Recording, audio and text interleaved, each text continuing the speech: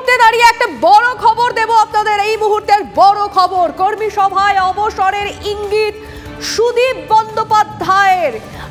আমি 9 বারের জনপ্রতিনিধি, এবার জিতে মেসির মতো মাঠ ছাড়বো। কর্মী সভায় অবসরের ইঙ্গিত সুদীপ বন্দ্যোপাধ্যায়ের। মানুষই সুদীপকে অবসর নিতে বাধ্য করবে, কটাক্ষ করেছেন তাপস রায়।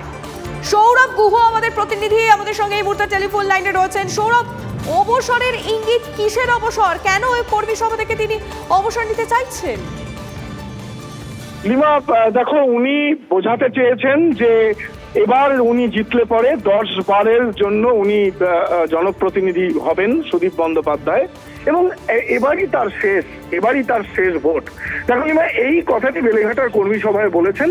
যাকে কটাক্ষ করেছেন তাপস রায় বলেছেন যে ওনাকে অবসর নিতে হবে না, মানুষই ওনাকে অবসর গ্রহণ করতে বাধ্য করবে, কারণ উনি জিতবেন না, নিঃশব্দ বিপ্লব হবে। এটা তো একটা রাজনীতির কথা, কটাক্ষ পাল্টা কটাক্ষ এগুলো তো চলতেই থাকে।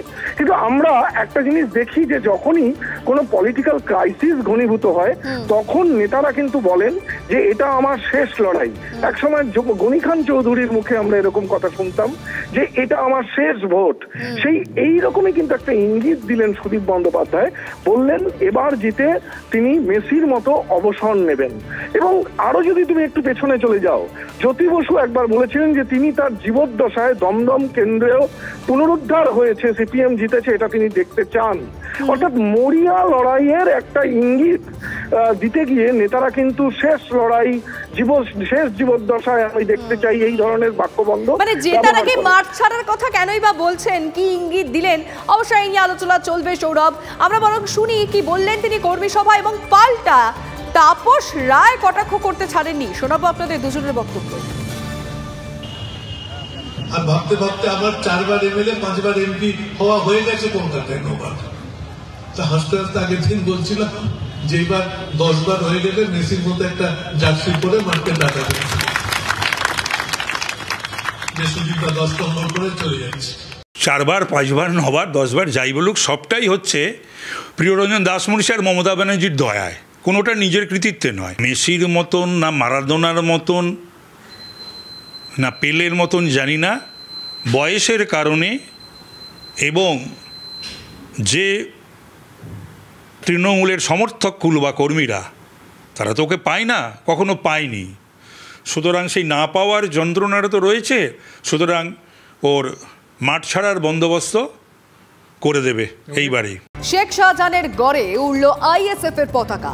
বসিরহাটে প্রার্থী ঘোষণার পরই প্রচার শুরু করে দিল আইএসএফ। পুলিশের আপত্তি উড়িয়ে পতাকা লাগালো আইএসএফ। ছবিটা দেখাচ্ছে এই মুহূর্তে, দেখুন শেখ শাহজাহানের গড় বলে যে জায়গা পরিচিত, সেখানে আইএসএফ এর পতাকা।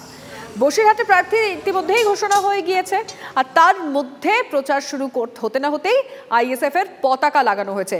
পুলিশের আপত্তি ছিল কেন, এবং তার মধ্যেও এই পতাকা লাগানো নিয়ে কি মনে করছেন সেখানকার মানুষজন?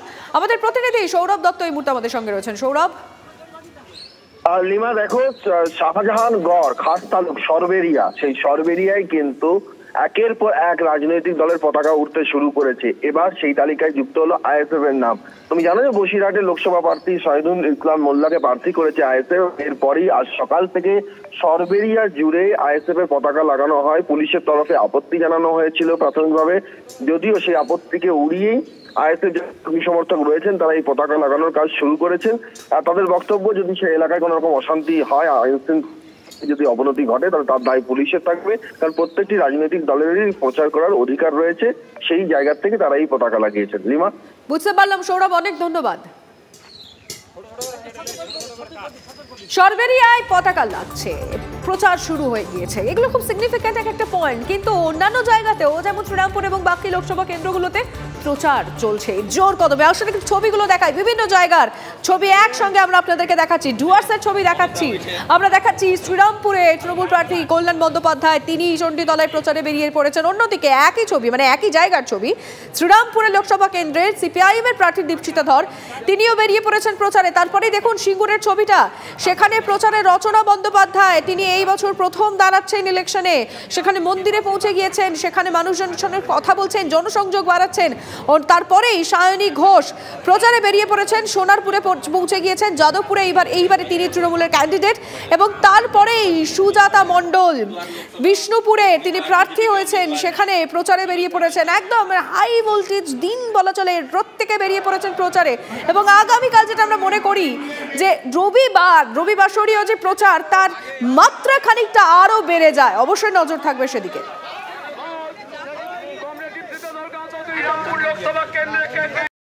তাদের যাই প্রার্থী তালিকা হোক না কেন, তাতে ব্যালেন্স থাকবে, তাতে যে মানুষ লড়াইয়ে থাকেন, আন্দোলনে থাকেন, সেই মানুষ জায়গা পাবেন।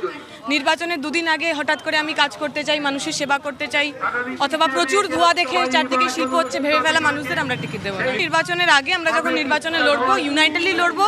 অনেকগুলো রাজনৈতিক দল একসাথে থাকলে একটু আধটু হয়। আমি আশা করবো নির্বাচনের আগে সেই জট আমরা কাটিয়ে উঠবো এবং তৃণমূল বিজেপির বিরুদ্ধে ইউনাইটেড লড়াই হবে। আমরা মনে করি তৃণমূল বিজেপির বিরুদ্ধে একটা অল্টারনেটিভ তৈরি হচ্ছে, একটা তৃতীয় বিকল্প তৈরি হচ্ছে। এবং যদি ভোট মানুষ দিতে পারে, সেই ভোটের গণনা যদি আমরা করতে পারি, যদি পঞ্চায়েতের মতো ভোট লুট না হয়ে যায়, তাহলে তৃণমূল বিজেপিকে হারিয়ে আমরাই জিতবো। সব জায়গাতে এই ধরনের হচ্ছে ক্রেজ হাউস কেন্দ্র সরকারের পরিকল্পনা। এবং আপনারা জানেন যে যুক্তরাষ্ট্র পরিকাঠামোতে কেন্দ্র সরাসরি কোনো কাজ করতে পারে না, রাজ্যের মাধ্যমে করাতে হয়। রাজ্য সরকারকে টাকা দিচ্ছে কিন্তু কাজগুলো সঠিকভাবে হচ্ছে না। যে কোনো কেন্দ্রের পরিকল্পনা আমরা চাই এটা সুষ্ঠুভাবে হোক, সুন্দরভাবে হোক, যাতে আগামী দিন বাচ্চারা এবং বাচ্চার মায়েরা এবং বাচ্চাদেরকে যারা ক্রেজ হাউসে দেখাশোনা করেন তারা যাতে সুরক্ষিত থাকেন।